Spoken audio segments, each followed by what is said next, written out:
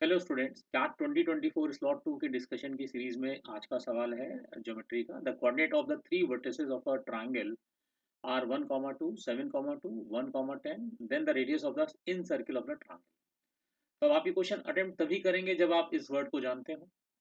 In circle that means small r which is equal to delta upon s, where delta is the area of triangle. तो हमें ये triangle समझना पड़ेगा कि क्या है।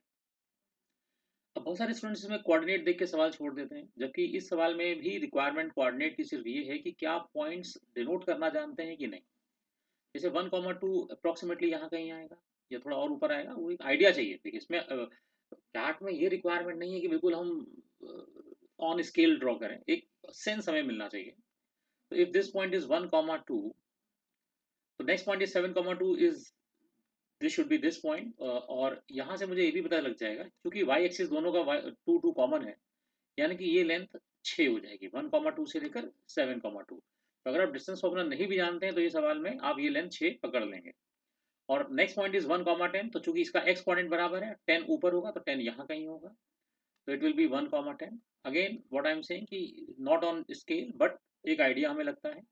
और अगेन 1, 2, 1, 10 एक ही पैरेलल टू वाई एक्सिस होंगे, तो इसका मतलब ये लेंथ जो होगी वो 10 - 2, क्योंकि इनका एक्स कोऑर्डिनेट सेम है। 10 - 2 शुड बी 8।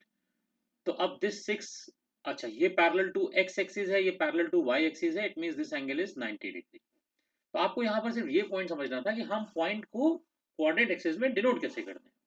और ये मुझे लगता है अगर आप if you are quite serious then you must know that 6, 8 and 10 Pythagorean triplet.